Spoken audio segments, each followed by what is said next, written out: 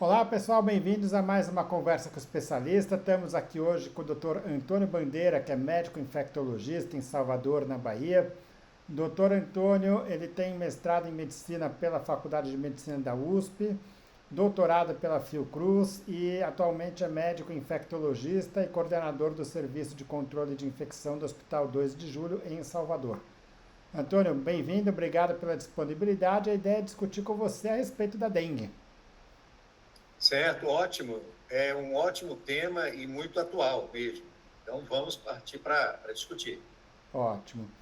Então, assim, para começar, Antônio, a dengue é uma arbovirose, né? O que significa? Arbovirose é um termo para uma infecção causada por vírus e que é transmitida por um mosquito, que no caso é o Aedes aegypti.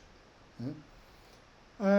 Anualmente a gente tem surtos de dengue, então é uma doença sazonal que ela acontece muito em uma época do ano e não tanto em outras épocas dos anos, principalmente nos períodos mais chuvosos, é o período onde tem um risco maior, justamente pela questão do mosquito que vive melhor nessas condições, né? Então, minha pergunta é, de que forma que o clima de fato afeta a incidência e a sazonalidade da doença? É possível prever quando que isso vai começar? Isso muda de lugar para lugar? Por exemplo, São Paulo é diferente da Bahia, que é diferente do Mato Grosso.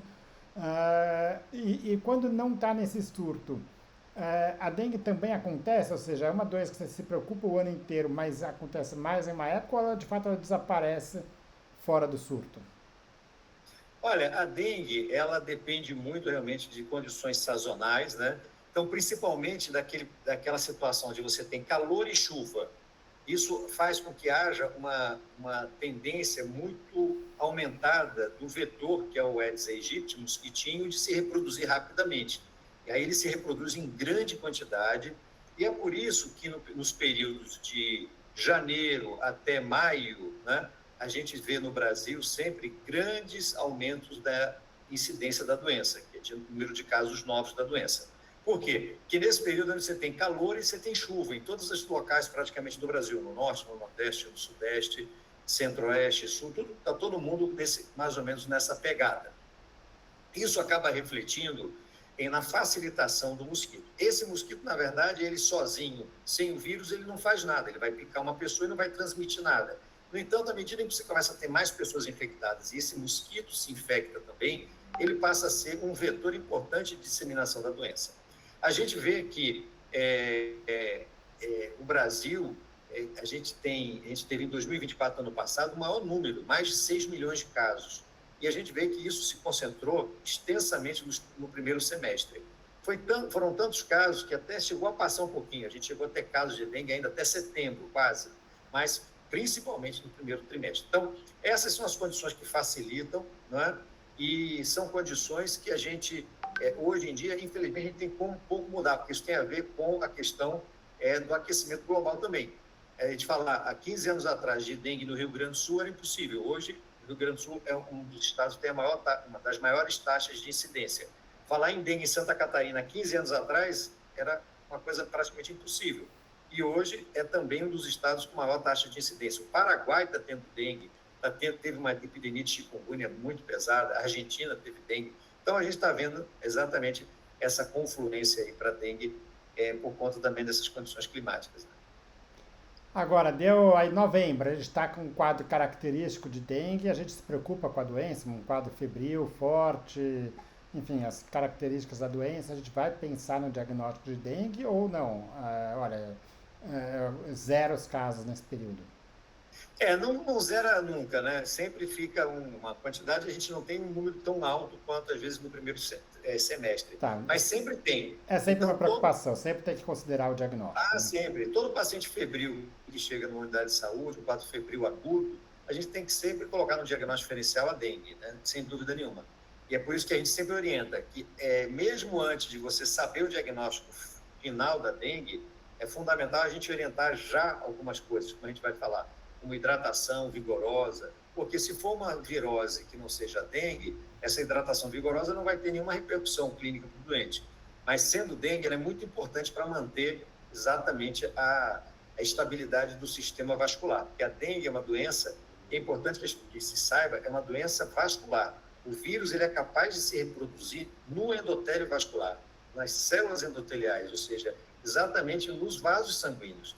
E é por isso que ele aumenta a permeabilidade, né, dos vasos, porque ele infecta esses vasos, ele destrói esses vasos, ele faz com que esses vasos acabem ficando porosos para perder líquido e sangue para dentro do próprio organismo. Por isso que é muito importante que na suspeita de dengue a gente já oriente essa situação aí. Hidratação vigorosa ser um dos pilares para o tratamento de qualquer virose. Hoje, numa cidade que tem a possibilidade, que tenha, né, obviamente, a ocorrência de dengue, e que no Brasil, os dados do ano passado do Ministério da Saúde, praticamente todos os municípios do Brasil tiveram dengue. Ótimo. Isso inclui cidades, inclui campo, inclui qualquer ambiente. Obviamente a gente tem os lugares que tem, vamos dizer que onde os cuidados preventivos são menores, mas isso está na cidade, está em qualquer. O Brasil inteiro pode pensar nisso, né? Exato. Legal. E aí existem 4 tipos de vírus da dengue, né, que são denominados de DNV 1, 2, 3 e 4. Né?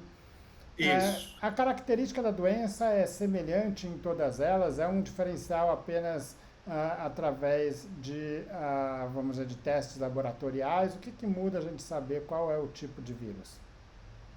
Olha, na verdade, o importante é a gente saber que tem a possibilidade de dengue. Os sorotipos, eles, na verdade, não vão ter muita, apesar de, assim, a gente sabe que tem relatos de que o sorotipo 2 causa uma epidemia que pode ser um pouco mais grave do que os outros, mas, no fundo, cada sorotipo pode causar doença naquele paciente individualmente. Então, na verdade, para o paciente não tem muita importância. Tem do ponto de vista epidemiológico, né, para controle, etc. Epidemiológico, vacina, vacinas, isso. Esse tipo de coisa. Exatamente. Mas para o indivíduo, a gente tem no Brasil, basicamente, desde a reintrodução do vírus da dengue no início da década de 80 no Brasil, a gente tem, na verdade, as principais epidemias de dengue no Brasil têm sido o tipo 1 e tipo 2. Essa é que domina o cenário. E é por isso que muita gente hoje questiona se a dengue ela é capaz de gerar uma imunidade permanente. Hoje há uma tendência de achar que não é só a questão de você poder ter 4 sorotipos, ou seja, você poder ter 4 dengues e a partir daí você não vai ter mais dengue nenhuma. Não. A sensação que a gente tem é que mesmo aquelas pessoas que tiveram dengue pelo sorotipo 1, elas conseguem depois de 10, 15 anos voltar a ter dengue pelo sorotipo 1. Entendeu? Então, existe uma tendência hoje na discussão muito epidemiológica, por conta de trabalhos que têm trabalhado nesse sentido, de que essa coisa é possível. Mas, assim, teoricamente, o indivíduo que tivesse dengue 1 e dengue 2, ele estaria imunizado para esses 2 tipos. Ele só ficaria ainda susceptível para dengue tipo 3 e tipo 4. A gente tem, no Brasil, hoje, os 4 sorotipos, só que, assim, ano passado a gente teve os 4, só que predominou pesadamente 1 e 2. Como tem sido praticamente a maior parte dos surtos epidêmicos de dengue. Nesse momento, a gente tem dengue 3 aí no interior de São Paulo, a gente tem em várias áreas de São Paulo, a gente tem dengue 3 em algumas áreas do Tocantins, a gente tem dengue 3 no norte do Brasil, mas, assim, ainda predomina no Brasil como um todo dengue 1 e dengue 2, tá certo? Então, a tendência é que a gente acaba vendo que a maior parte dos quadros de dengue no Brasil tem sido 1 e 2. Muito pouco dengue 4. Ano passado a gente teve, esse ano praticamente, eu acho que praticamente não teve mais quase nada. Se teve, foi muito pouco, casos isoladíssimos. Tanto que a vacina, né, a vacina do Butantan, para desenvolvimento da vacina do Butantan, teve muita dificuldade com esses 2 sorotipos, o 3 e o 4, principalmente o 4, porque como a gente acaba tendo poucas infecções, né, poucas epidemias aí pelo dengue 4, a gente acaba também não tendo. Também isso, para desenho de vacina, também é um pouquinho mais complicado. Falta matéria-prima ali, né? É. Vamos lá. E, bom, você já entrou um pouquinho, Antônio, na questão dos sintomas, né, da febre e tudo isso, mas entrando um pouco mais nisso, a dengue, ela é caracteristicamente dividida em 3 fases. A fase inicial, sintomática, febril, uma fase seguida que é a fase crítica da doença, onde, apesar do nome, a parte de que a pessoa está melhorando da doença, mas é onde preocupa mais os profissionais, né? e, por fim, a fase de recuperação, né?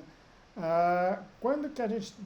Então, vamos por etapas, né? Pensando nessa primeira fase, que é a fase sintomática.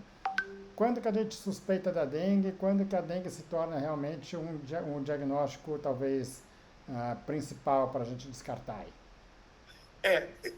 Primeiro, uma coisa importante que a dengue é uma doença sistêmica, né? Então, assim, a gente tem que pensar que a gente suspeita de dengue quando a gente vê um paciente que tem febre, mal-estar, geralmente dores no corpo, dor de cabeça, né? Então, muitas vezes náusea, dor nas costas, inapetência, dores articulares, ou seja, uma constelação de sintomas que, na verdade, apontam para um quadro sistêmico, né?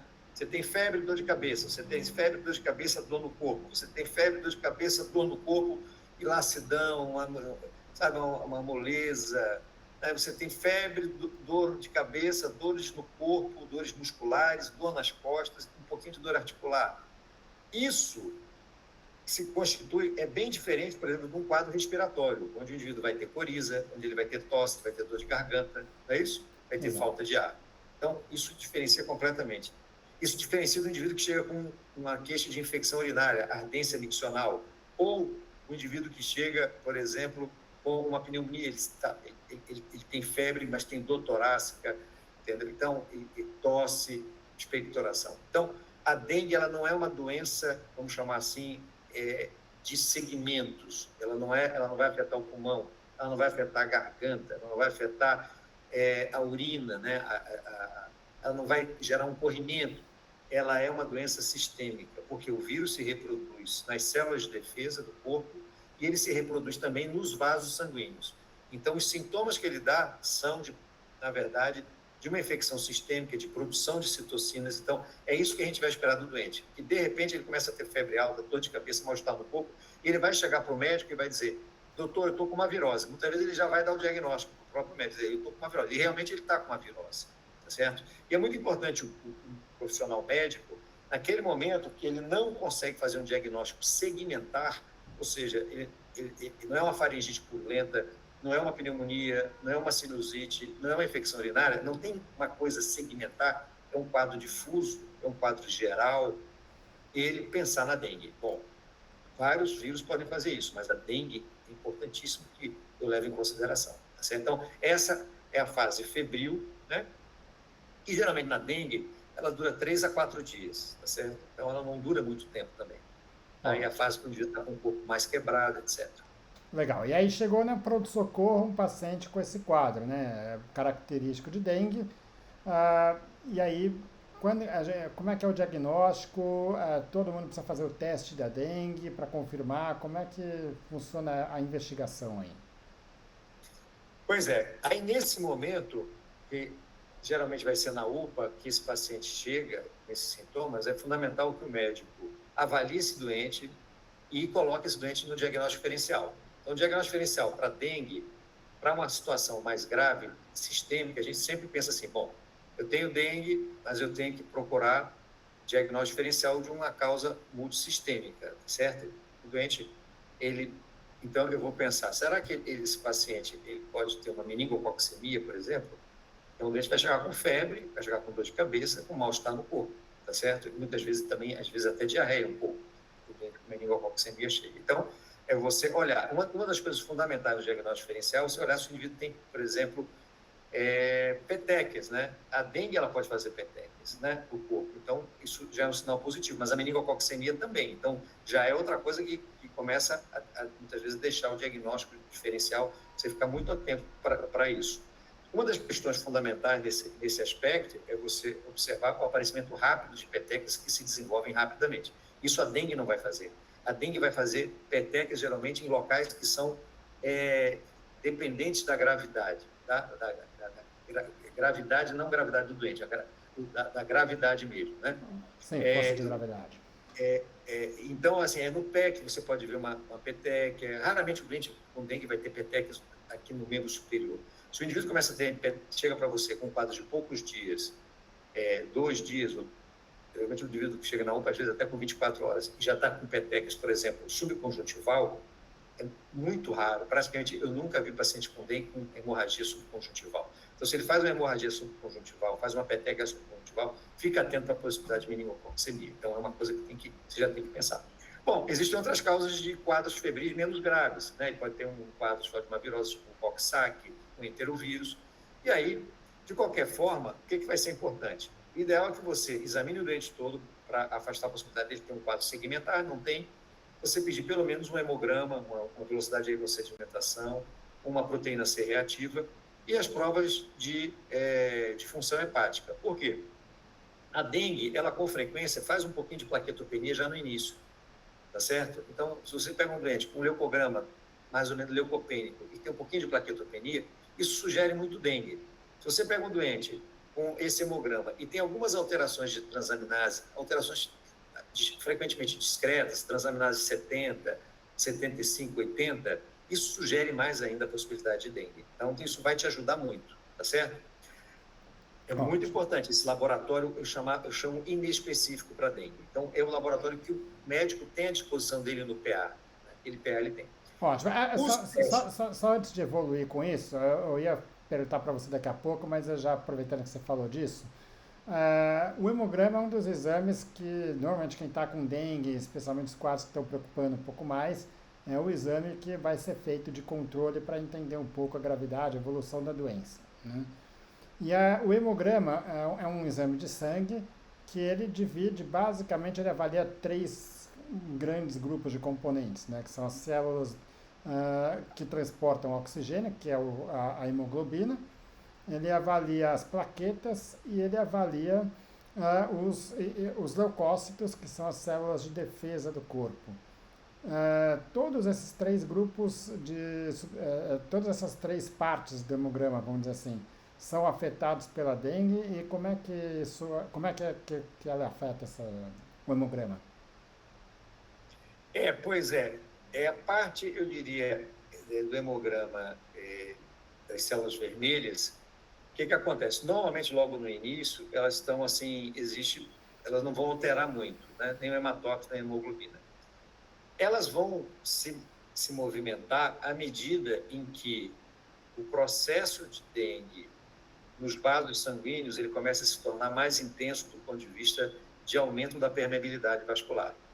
Então, no momento em que o vírus ele começa a atacar mais os vasos e começa a acontecer uma resposta inflamatória também do próprio organismo, que acaba intensificando esse ataque nos vasos sanguíneos, você começa a aumentar muito a permeabilidade. Você vai ter uma destruição dos vasos sanguíneos, ou se você não tem destruição deles, né, você pode gerar apoptose nesses vasos e tudo, mas você tem um aumento da permeabilidade. Essa permeabilidade vai fazer com que mais frequentemente saia líquido de dentro do vaso para fora do vaso. Onde é que esse líquido vai?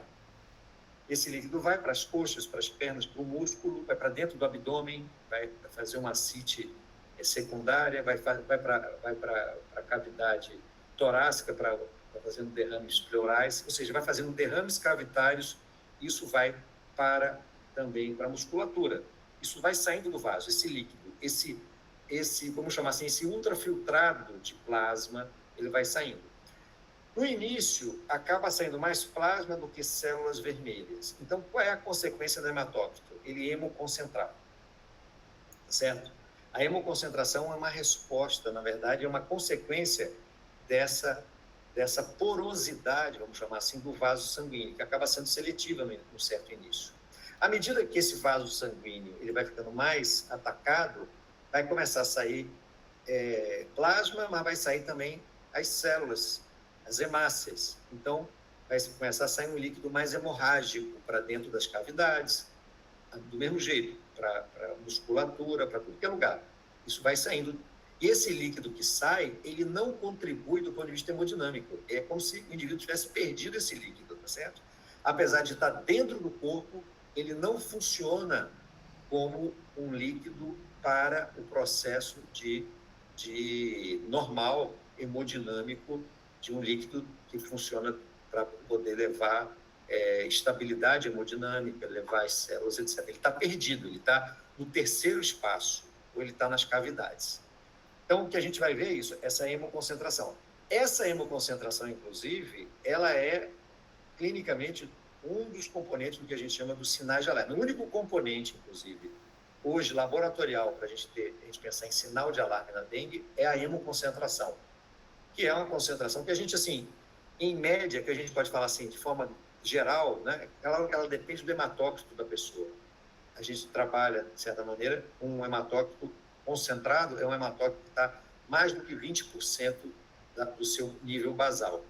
Mas se a gente pegasse uma pessoa normal, que não tem uma hemoglobinopatia, que não tem nenhum problema hematológico, se ela tem uma hemoglobina, um hematócrito normal, a gente considera, do ponto de vista, assim, vamos chamar assim, mais fácil de entender, um hematócrito de 50% para mais para o homem e de 40% ou de 45% para mais para a mulher. Então, essa é vamos chamar assim, uma regra mais ou menos facilitada para as pessoas.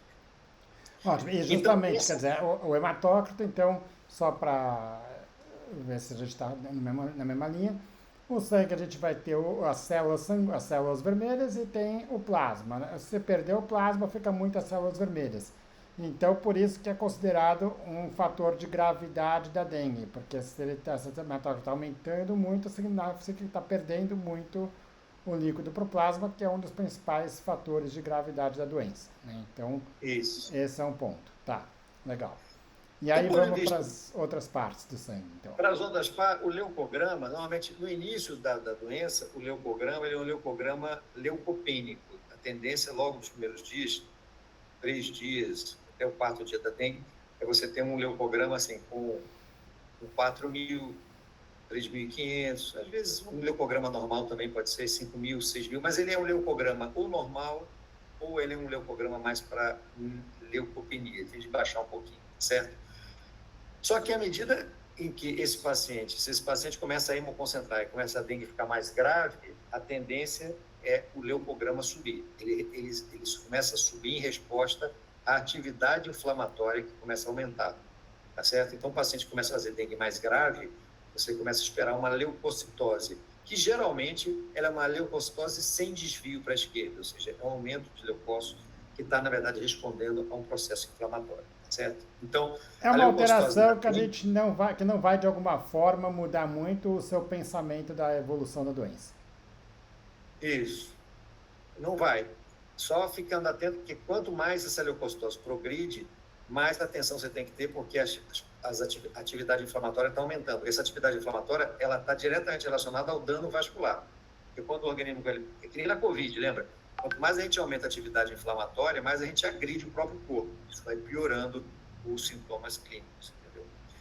E do ponto de vista das plaquetas, a dengue é uma doença que eu diria assim, ela é uma doença que naturalmente gera uma plaquetopenia, que normalmente é uma plaquetopenia mais leve, geralmente vai baixar isso aí, o normal de plaqueta é de 150 mil para cima, mas você vai ter assim 120 mil, 130 mil, mas ela pode baixar bem também.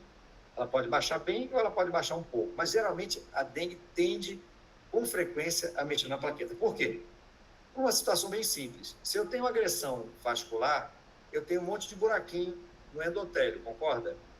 Quem é a cola? Quem é a célula que é a cola de buraquinhos no endotélio? São as plaquetas. A plaqueta que serve para colar exatamente onde tem algum grau de sangramento, algum grau de vazamento, né, do endotélio. Então, naturalmente, a dengue ela vai consumir as plaquetas. Primeiro, para poder as plaquetas darem conta do dano que está sendo feito no endotélio.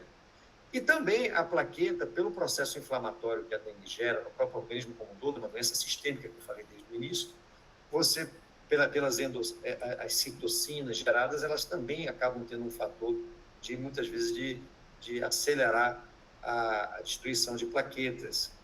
Os imunocomplexos gerados pela dengue, que são pedaços do vírus, pedaços de anticorpos, muitas vezes também se depositam nas plaquetas e isso gera a destruição das plaquetas. Então, todos esses mecanismos fazem com que a dengue ela tenha uma repercussão direta nas plaquetas, tá certo? Agora, é bom lembrar o seguinte, a plaquetopenia serve para fazer o diagnóstico. Hoje a gente não trabalha a plaqueta mais baixa na dengue como um fator de gravidade. A plaqueta na dengue só é um fator de gravidade quando ela é um limite que é um limite de gravidade para qualquer doença. Por exemplo, você pensar uma plaqueta abaixo de 10 mil, é uma plaquetopenia séria, grave. assim, na dengue como em qualquer doença que faça isso. Mas uma plaqueta, por exemplo, de 60 mil na dengue, 50 mil, isso é irrelevante para a doença. Isso aí não gera nenhum tipo de gravidade e não é um dos sinais de alarme, tá certo? Ótimo. Então, só para quem não entende tanto disso daí, a plaqueta ela ajuda na coagulação do sangue, então é ela que vai fazer com que interrompa um sangramento, né? Então, quando você fala que uma plaqueta é muito baixa, ela preocupa pelo risco de você ter, por exemplo, um AVC ou um outro sangramento de um órgão vital importante. E esse sangramento que muitas vezes acontecem naturalmente, que são contidos naturalmente, você nem fica sabendo, no caso de uma plaqueta muito baixa, isso pode se formar um AVC, por exemplo, né? A preocupação com a plaqueta, quando que se preocupa com a plaqueta? Então, você falou quando chega ali por volta de 20, 30 mil plaquetas. Normalmente a gente vai ficar mais preocupado do ponto de vista de fazer algum tipo de reposição de plaqueta quando essa plaqueta ela baixa, ela vai atingir 20 mil para menos, tá certo? Aí, geralmente o paciente com dengue ele começa a ter uma plaqueta, a plaqueta começa a cair muito rapidamente, a gente geralmente encaminha esse doente para ser internado para monitorar isso, porque a gente não sabe até quando, né, até quanto também o nível dessa queda de plaqueta.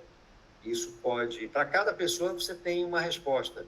O que a gente vê é que a partir geralmente do quinto, sexto dia da doença, as plaquetas começam a se recuperar e começam a subir. E uma vez que a plaqueta na dengue começa a subir, ela não desce de novo, entendeu? A gente não tem um mecanismo assim do tipo sobe, desce, sobe, desce. A plaqueta ela desce, desce, desce, desce até um nível mínimo para cada doente e no momento que ela começa a subir, ela geralmente vai subindo sem parar, porque geralmente é a recuperação do processo. Então, quer dizer, quando está com 40, 50 mil plaquetas, não gera preocupação no sentido de causar algum dano, mas gera preocupação de que essa plaqueta eventualmente vai cair para 30, para 20 ou para 10 mil, né?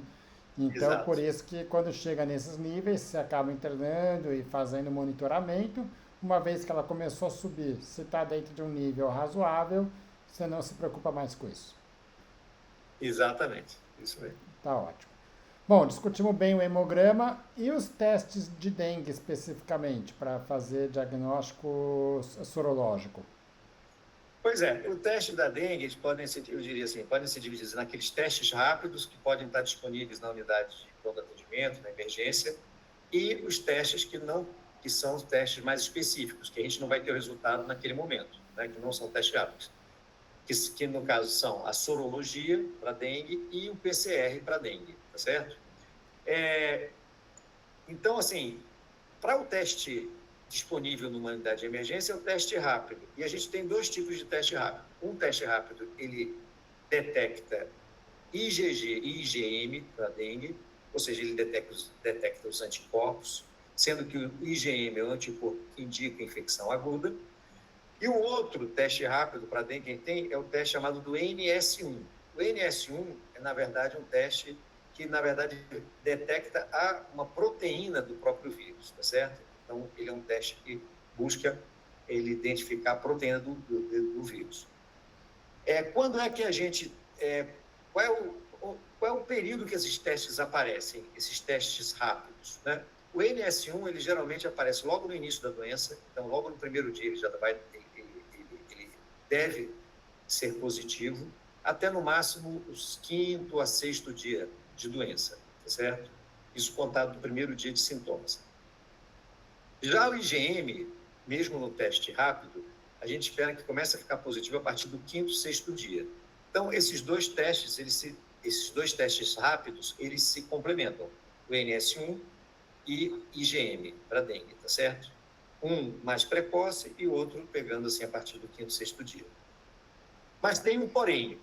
Esses testes têm duas situações importantes para a gente saber. O NS1, ele nem sempre ele é positivo, mesmo quando o indivíduo tem dengue. Ou seja, ele pode dar um resultado falso, negativo, e a pessoa ter dengue. Mas por que, doutor Bandeira, isso acontece? Porque nem sempre esse teste do NS1 ele tem uma sensibilidade tão grande para poder pegar essa quantidade do NS1 nesse período. Então, pode acontecer do indivíduo ter dengue e ele ter o NS1 positivo. qual é a utilidade que eu diria? Quando você tem um NS1 positivo para dengue, aí sim, você faz o teste e ele é positivo, você tem absoluta certeza de que é dengue, porque o NS1 é uma proteína que está com o vírus da dengue. Então, é ele mesmo, você encontrou o vilão. Então, você tem segurança de tratar realmente com toda a intensidade, dirigir seu tratamento para dengue. No entanto, se o NS1 vier negativo, mesmo nesses primeiros 6 dias de doença, mas há a possibilidade de ser dengue, não descarte essa possibilidade. Continue considerando, você pode investigar outras coisas, mas não descarte que o NS1, ele sozinho negativo, ele não te dá segurança completa. Da mesma forma que o IgM para dengue tem essa situação. O IgM para dengue pode vir negativo e você ter dengue. E ele pode vir positivo e aí sim, você tem mais segurança de que esse doente tenha dengue, certo? Então você tem mais segurança. Então, a gente tem que ter atenção para isso. Bom, mas aí você solicitou exames para o doente fazer confirmação no outro laboratório, que ele vai fazer a sorologia mesmo, não é teste rápido, porque a sorologia feita pelas metodologias, por exemplo, de o ELISA, MEC ELISA e tal, ele é muito mais fidedigno. Então, só que não é um exame para emergência, ele é um exame que você vai pedir a nível ambulatorial. Esse exame, a sorologia, ela vai ter o componente do IgG, ele vai ser positivo se você teve dengue em algum momento do passado. Então, o IgG vai ficar positivo para sempre. E o IgM, também do mesmo jeito, positivo a partir do 5º, 6º dia de doença, tá? Nos primeiros 6 dias de doença, você pode pedir também para o indivíduo fazer o PCR para dengue. Então, vários laboratórios públicos, né, LACENS, no Brasil como um todo, assim como o Adolfo Lutz em São Paulo, o Fiocruz, muitas vezes em outros locais, fazem esse exame de forma gratuita, certo? Então, o PCR para dengue é um dos melhores exames que a gente tem e deve ser solicitado nos primeiros 6 dias de doença, certo? Então, ele é um exame muito bom para a gente solicitar nos primeiros 6 dias de doença. Agora, não é um exame para fazer na emergência. Você tem que pedir para o paciente fazer a nível ambulatorial e, geralmente, para a área pública, você tem que ter a notificação para dengue. Você faz a notificação e aí faz a solicitação para ele fazer. Ótimo. Eu vou falar daqui a pouco, perguntar para você a respeito das classificações de risco, né? Os fatores de risco, grupos de risco, mas tem um outro teste que ainda é muito usado nessa avaliação no paciente com dengue, que é a prova do laço. Queria que você me falasse o que é, quando que faz e o que ele indica.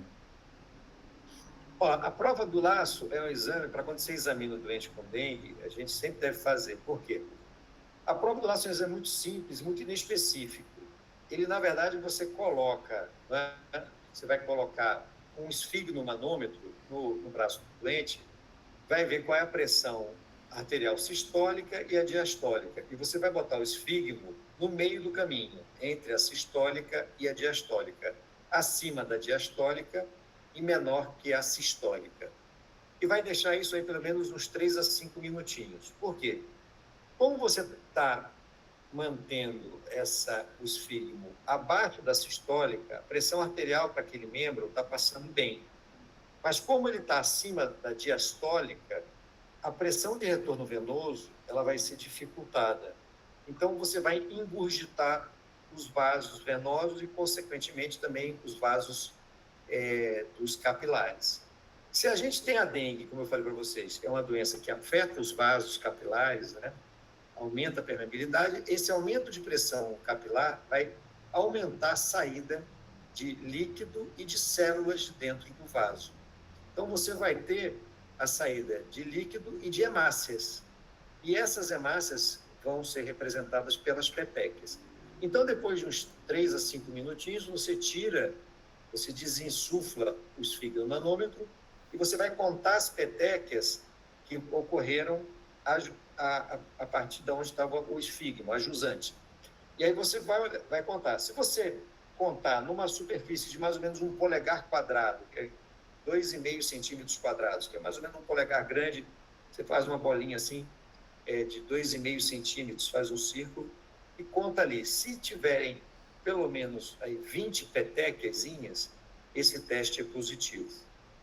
Isso quer dizer o quê? Isso quer dizer que há uma fragilidade capilar. E num paciente com quadro viral agudo, né, com quadro febril agudo, isso aponta, vamos chamar assim, é mais uma martelada para o diagnóstico da dengue, tá certo? Isso não prevê gravidade do doente, mas isso te ajuda muito no diagnóstico. Existe uma meta-análise que foi feita com isso, que mostra que isso melhora muito quando isso acontece, para um doente que tem um quadro febril agudo, isso te ajuda muito mais a ter vamos chamar assim, uma segurança de que a mais que esse doente é um doente com dengue, que você está lidando. Ótimo. Bom, Tony, então a gente já fez o diagnóstico, já fez essa avaliação laboratorial básica, né? E aí, antes de começar o tratamento, o primeiro passo que se recomenda é classificar esses pacientes em 4 grupos de risco, né? Que são os grupos A, B, C e D, né? Ah, como é que é feita essa classificação? Qual que é a justificativa dela? Essa classificação ABCD, ela serve para diferenciar os diversos quadros clínicos de gravidade na dengue. Sendo que o A e B são doentes ambulatoriais, eles não necessitam de internação, eles são doentes para serem acompanhados a nível ambulatorial. Os quadros C e D necessariamente são quadros hospitalares. Então, o que diferencia agora o A e o B é que no B você tem o tipo de doente que está com dengue. Então, aquele doente é uma gestante, é uma puérpera, são pacientes acima de 60 anos, ou seja, idosos, são pacientes que têm comorbidades mais graves, como nefropatas, cardiopatas mais severos, pneumopatas, pacientes que têm anemia falciforme, que aí muitas vezes cursam com dengue mais grave.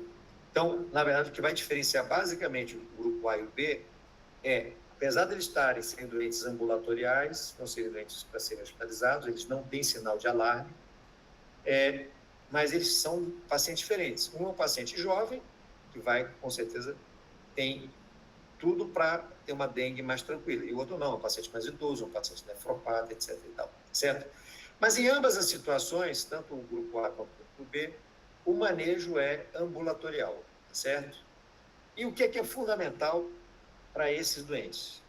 Então, a gente suspeitou de dengue. A gente tem que pensar o seguinte: suspeita de dengue. Então, aquele paciente que chega com quadro febril, agudo, manifestações sistêmicas, mal-estar, dor de cabeça retroocular, dores no corpo, um pouquinho de dores articulares, e é um doente que chega para você procurando atendimento. Então, esse doente, você está fazendo suspeita de dengue, o que é importante você orientar esse doente? Primeira coisa, hidratação vigorosa. Tanto para um grupo quanto para outro, é fundamental a hidratação vioral vigorosa. O que é isso? É o indivíduo tomar pelo menos 60 ml por quilo de peso por dia, por pelo menos 5 dias. Ou seja, um indivíduo como eu, pesa 80 quilos, 5 litrinhos de líquidos por dia eu distribuí ao longo de 24 horas e repetir isso durante 5 dias. E não é só água, tá certo? É água de coco, soluções eletrolíticas, como pedialite, etc. Aquelas soluções de reidratação do posto, sucos, etc. Você tem que fazer muita...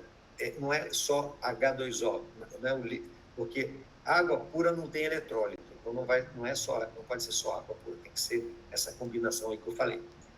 5 dias.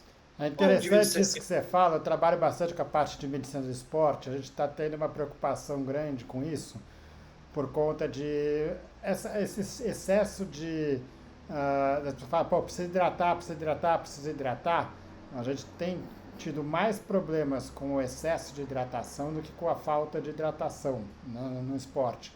E um dos problemas que acontece é justamente esse, quer dizer, a pessoa bebe muita água e acaba ficando com poucos eletrólitos e aí é o risco de complicação, né? Então, acho que isso que você está falando é muito importante porque, quer dizer, no caso, você está perdendo líquido, água e está perdendo eletrólitos. Se você só repor a água, você vai diluir o pouco eletrólito que sobra e isso pode trazer complicações, né? Então, fundamental, quer dizer, não é só o volume, mas também todas essas formas de bebida que você está citando aí, que também vão conter os eletrólitos.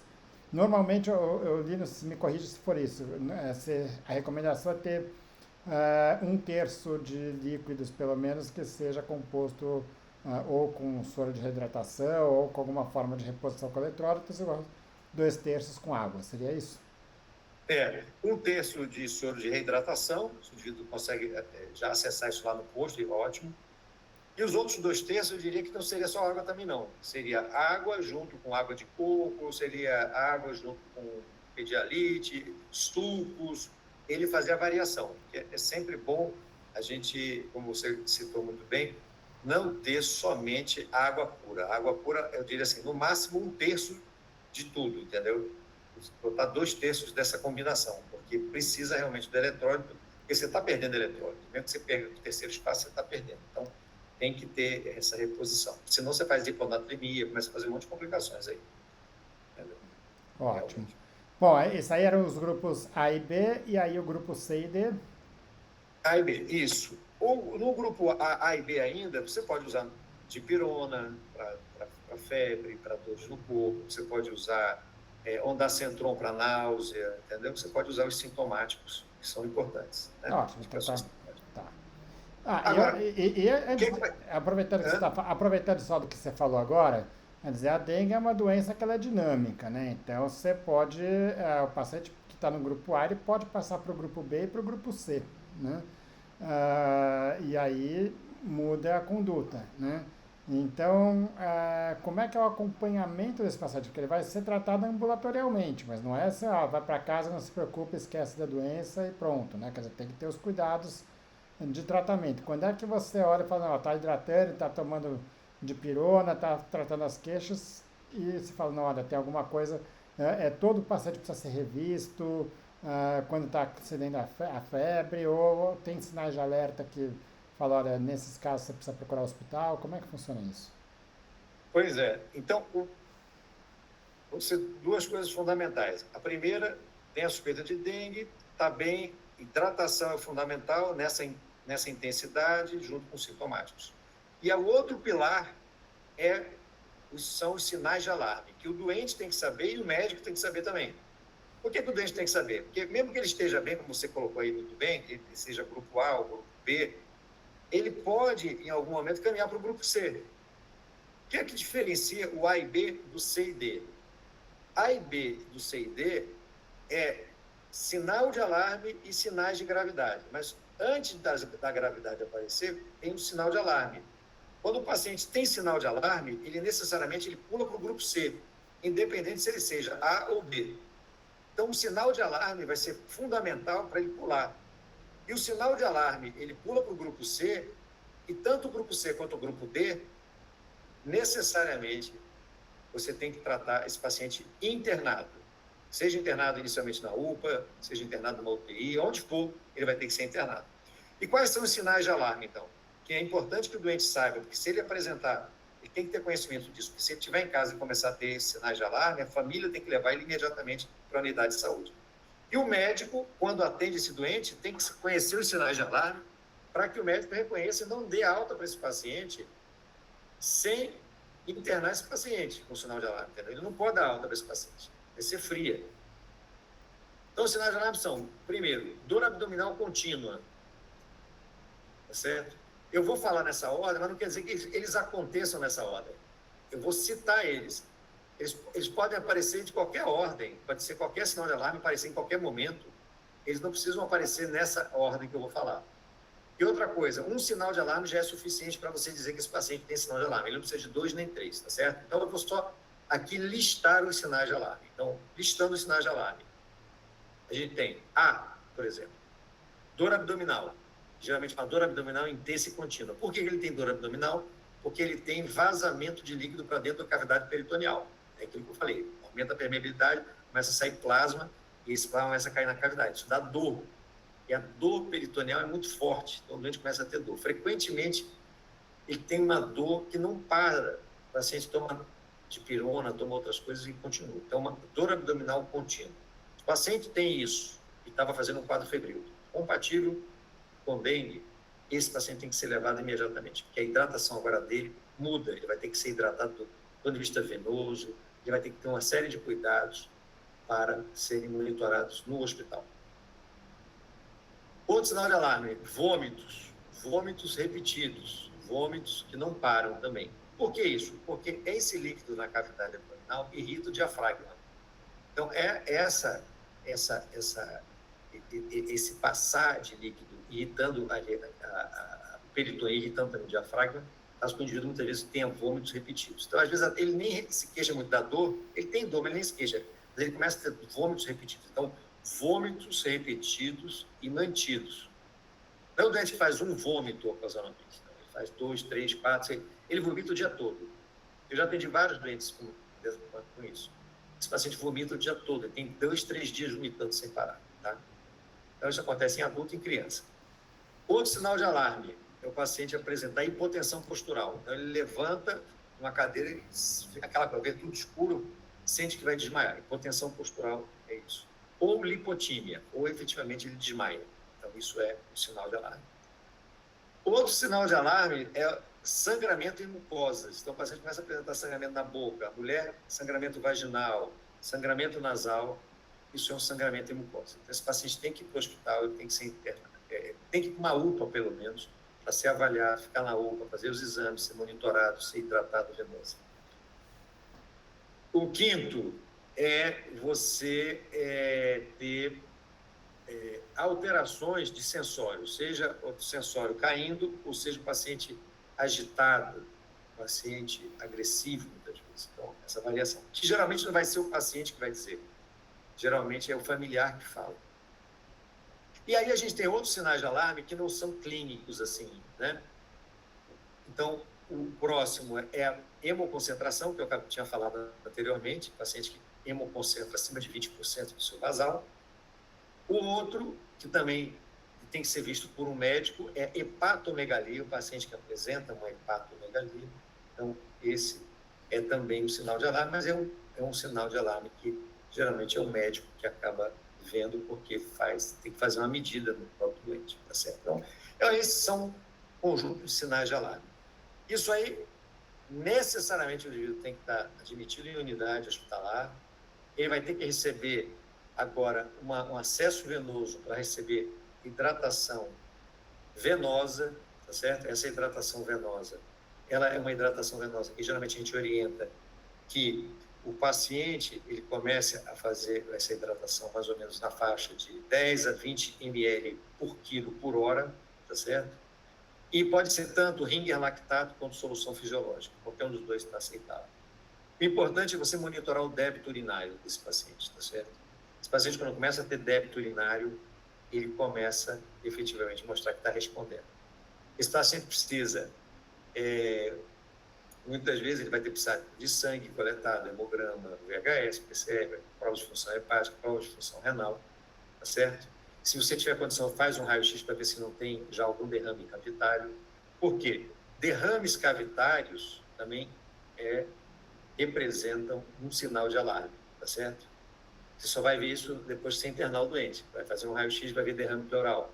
Vai internar o doente, fazer um ultrassom, vai ver que ele tem ascite, tá certo? Ele tem derrame cavitário. Então, o derrame cavitário por si só é um indicativo já de sinal de alarme. É só que você só consegue ter isso se você tem uma condição para poder diagnosticar um derrame cavitário.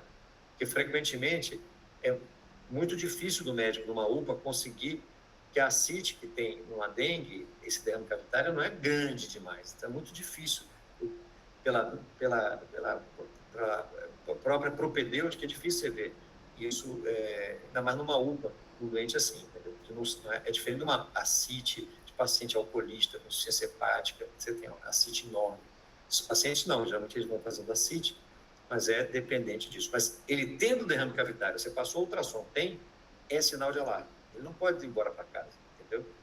Então, é isso que você vai monitorar esse paciente. Se o paciente estiver desaturando por alguma razão, você vai ter que botar uma máscara de oxigênio. Se é um paciente que tem alguma comorbidade, você vai ter que avaliar se ele não descompensou a comorbidade dele. Um diabético descompensou, você tem que compensar, é hipertenso e aí por diante, tá certo? Esse paciente vai ficar lá na unidade pelo menos aí 24 horas para você poder, então, estabilizar ele. Ele resolveu os sintomas de sinal de alarme, ele está hemodinamicamente bem, os parâmetros dele, você estão bem, aí ele vai embora para casa de novo, vai continuar sendo monitorado. E o que pode acontecer com ele é ele sair do grupo C e ir para o grupo D. O grupo D, ele vai piorar essa situação. Então, dos sinais de alarme, ele continua piorando e vai piorando. E aí ele começa a fazer sinais de gravidade. Então, o grupo D, ele é o espectro mais grave da dengue, porque ele é o paciente que tem dengue, mas ele não tem só os sinais mais agora de alarme. Ele tem dengue grave. O que é a dengue grave? Então, um dos braços da dengue grave é os choques, que pode ser compensado ou não. Esse paciente pode estar em choque mesmo, um PA de 6/3, então ele está em choque não compensado. Então, o que marca a dengue grave é a hipotensão, que pode estar sendo, vamos chamar assim, estabilizada pelo próprio paciente, compensada pelo doente, ou não. Ela não está compensada, ele está hipotenso mesmo. Mas ele pode não estar ainda hipotenso, ele pode estar com uma PA, por exemplo, de 11/7, 10/6/7, mas ele já está em choque, que é o chamado choque compensado. Como é que eu vejo isso? Vocês vai ver isso por uma composição de situações. Esse doente está agitado, esse doente está com uma pele que você percebe que não é uma pele normal, uma pele acinzentada, que ele está sob intensa vasoconstrição. Ele está respondendo agora à perda volêmica que está sendo contínua no vaso sanguíneo, fazendo muita descarga adrenética. Então, isso faz com que o indivíduo seja agitado, com aquela sensação de que acabou de ver a morte. E esse paciente, ele está frequentemente taquicárdico, certo? Apesar da pressão dele ainda não estar em níveis de definição de hipotensão, de choque, mas ele está taquicárdico, ele está com sudorese, com aquelas mãos suando, sudorese fria. Muitas vezes ele tem pequeno tremor, ele está com aquela face assim, mais acinzentada por conta da intensa vasoconstrição. E a PA dele, a tendência dele é achatar, é fazer um achatamento de PA, em que a sistólica, a diastólica, fique com menos de 20 milímetros de mercúrio, é muito achatada. Esse achatamento é outra coisa que mostra a gravidade do caso. Então, esse é um típico paciente com dengue grave. Esse paciente é um paciente para UTI. Mas antes dele ir para a UTI, eu tenho que pegar 2 acessos venosos, de preferência, se eu estiver numa UPA, já pegar um dos acessos desses venosos ser um acesso central, que pode ser, inclusive, femoral, que é mais fácil o pessoal na UPA pegar. Então, ele tem um acesso femoral e um acesso periférico, para eu poder botar bastante líquido. Esse paciente é aquele paciente que eu vou botar muito líquido, mas, ao mesmo tempo, é aquilo que você falou. Do mesmo jeito que a gente não pode dar água demais para o paciente só que está com a dengue desidratado, né, pela dengue, mas a gente, ali também, nesse paciente que está em choque ou no choque compensado, eu tenho que botar líquido, mas, ao mesmo tempo, eu já estou pensando em botar hemoderivados para ele. Ele não está precisando só de líquido. As células vermelhas, com certeza, ele foi perdendo aí para a barriga, para a pele, para a perna, para tudo que é lugar. E ele foi perdendo muita coisa, não é só água, ele foi perdendo plasma, albumina. Então, eu tenho que repor albumina, eu tenho que repor, muitas vezes, concentrado de hemácia. E, fundamentalmente, esse doente eu vou começar a botar líquido para expandir, mas eu já vou pegar aqui a femoral dele, porque eu já vou botar ele em uso de drogas vasoativas em baixa dosezinha, porque, apesar de ele estar com uma descarga adrenética grande, esse é o paciente que está tudo fechado ali. Então, eu vou abrir com líquido, mas no momento que eu abro com líquido, muitas vezes esse líquido também ele melhora, mas, por outro lado, você tem aquela sensação de que enche o vaso, mas ele se perde no vaso. Então, você melhora e cai a pressão de novo. Então, para isso, eu preciso, às vezes, manter um cheirinho de noradrenalina, certo? Então, esse é um braço do grupo da gravidade. O outro braço de dengue grave é quando ele começa a fazer lesões de órgãos nobres, tá certo? Então, o paciente ele pode chegar, às vezes, não em tanto choque, mas ele chega com já insuficiência respiratória, porque agora você tem uma combinação de derrame cavitário e derrame pleural com a própria lesão dos vasos no endotélio pulmonar. Quando você tem esse tipo de lesão no endotélio pulmonar, você faz um quadro tipo como se fosse a Covid, entendeu? Você começa a fazer um edema intersticial grande, você começa a fazer, o indivíduo começa a ter insuficiência respiratória, ele começa a ter infiltrados pulmonares pelo vazamento que você começa a ter para dentro dos alvéolos. Então, essa é uma situação. Esse paciente, ele tem dengue grave. E aí você vai ter que ter muito cuidado, porque não vai ter como você encharcar ele demais. Porque senão você vai piorar mais ainda a insuficiência respiratória. Então, é por isso que ali você vai ter que controlar a pressão muito com drogas vasoativas, você vai ter que repor elementos do plasma, muitas vezes, plasma fresco, concentrado de hemácia, sangue total, etc. Colocar muitas vezes ele com máscara já não reinalante nesses pacientes e muitas vezes entubar esse paciente, colocar em ventilação mecânica, quando ele piora muito. Então, ele tem a dengue grave, ele tem lesões de órgãos novos.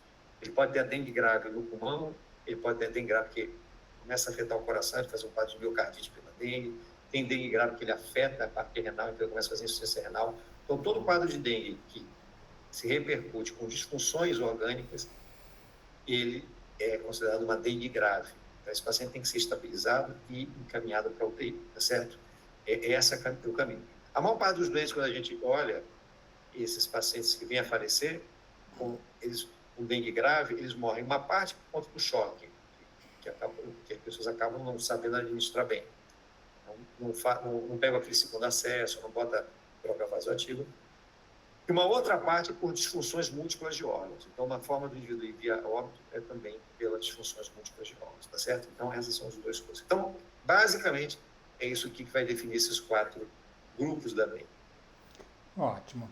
Aí só para entender um pouquinho melhor a evolução da doença, né? Porque normalmente ela é dividida nessas 3 fases: a fase febril, a fase crítica, que é quando a febre melhora e é onde tem maior risco de ter essa piora, né?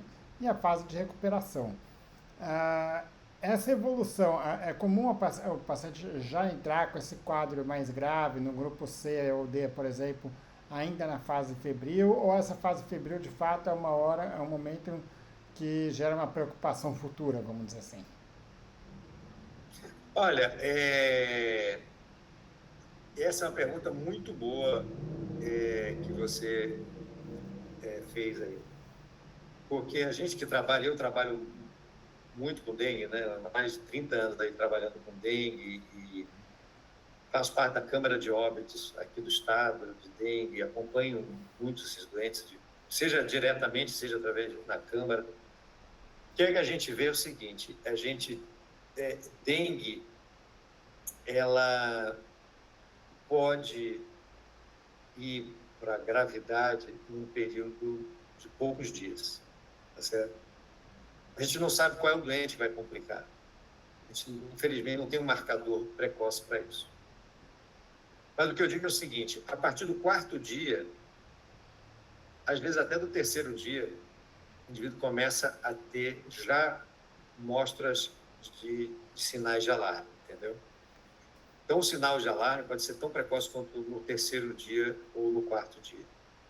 Eu tive doentes que, com 4 dias, estavam na UTI. Quando você vai olhar, não é infrequente. Depois, quando a gente vai vendo isso em várias séries, inclusive publicadas, não quer dizer que todo doente com 4 dias vá para a UTI, você está entendendo? Tem um percentual, sei lá, 1%, sei lá quanto é, que esses doentes evoluem. A imensa maioria dos doentes com dengue evoluem bem, de forma tranquila. Eles fazem um quadro febril inicial, como eu falei para vocês, com aqueles sintomas. Depois, a febre vai embora, os sintomas ainda ficam, muitas vezes, mais 4, 5 dias, e começam a melhorar, e esse indivíduo se recupera completamente. Essa é vamos chamar assim, o usual na dengue. Tem, por outro lado, um percentual de doentes que evoluem para a gravidade. E esses que evoluem para a gravidade, eles não vão dizer para você que vão evoluir para a gravidade. Eles não têm um marcador precoce. O marcador fundamental para eles são esses sinais de alarme que eu falei para você. Normalmente, o indivíduo que evolui para a gravidade, ele vai, em algum momento, manifestar um desses sintomas. Então, é por isso que o doente precisa conhecer os sinais de alarme. Então, a unidade de saúde precisa orientar, quando ele vai pela primeira vez, chega lá, orientar ele a hidratação vigorosa durante aqueles 5 dias, e também orientar de que, se apresentar qualquer um daqueles sinais, corra para a unidade. Eu tive casos aqui, a gente analisou, paciente de 18 anos, por exemplo, começou a ter, ficou 2 dias com quadro febril, dor de cabeça, quadro compatível com dengue. No 3º dia começou com vômitos incoercíveis, seguidos, inclusive, de dor abdominal. Esse paciente foi várias vezes à unidade de saúde. E é isso que acaba acontecendo. Ela chegou com vômitos. A mãe dizia, olha, minha filha passou a manhã inteira vomitando. Ela chegou lá, o médico avaliou, botou um soro de 500 ml, deu um Vonal, mandou a criança embora, essa adolescente para casa. Ela voltou 2 horas depois, a mesma coisa, volta para casa. Então, esse é um ponto crítico, que esses doentes, frequentemente, quando você olha o histórico deles, eles vão 3, 4, 5 vezes a unidade. E a unidade de saúde, muitas vezes, parece que fica cega. Não lê os signos do óbvio, vamos chamar assim, os signos da gravidade, entendeu? Fica só medicando, fazendo ali um sorinho. Quando faz, dá um sintomático, manda embora. Então, esse é um problema sério.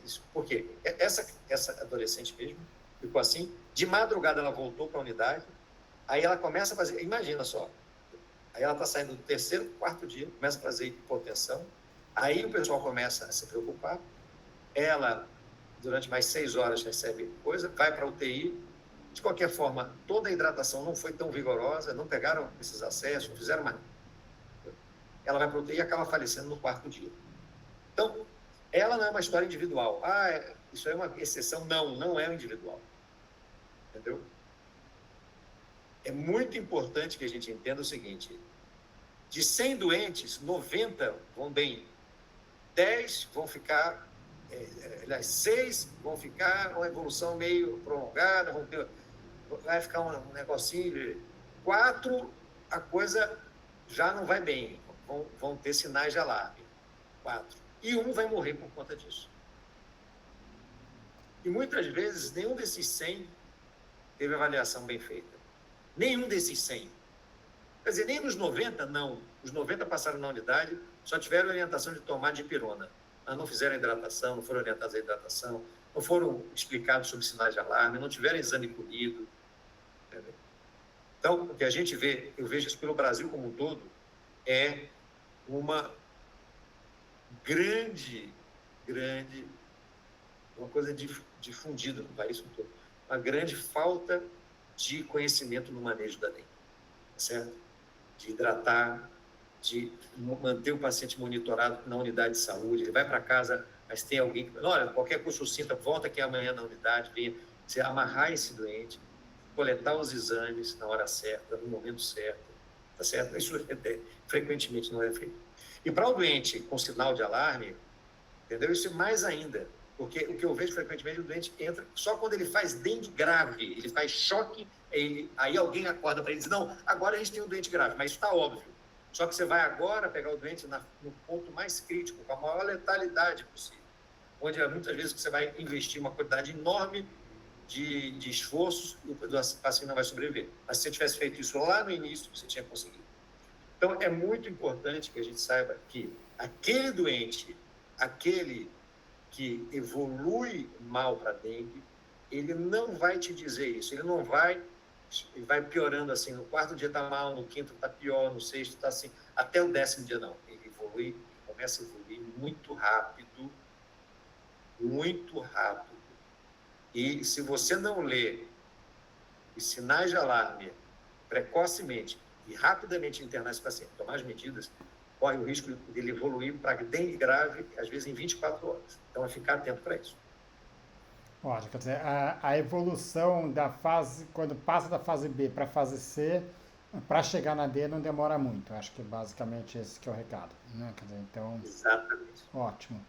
Antônio, eu acho que deu para abordar bem, chamar atenção aí para muitas dessas fases, que é o que se fala muito, né? Quer dizer, a mortalidade da dengue está muito associada justamente a essa falta de diagnóstico, a uma falta de uma intervenção precoce, né?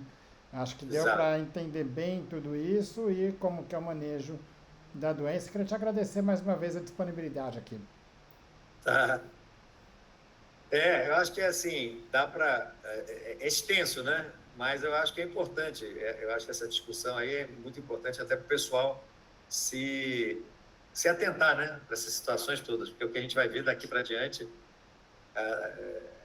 espero que a vacina, ano que vem, a gente consiga já o Butantan começar a produzir em escala para a gente poder vacinar as pessoas.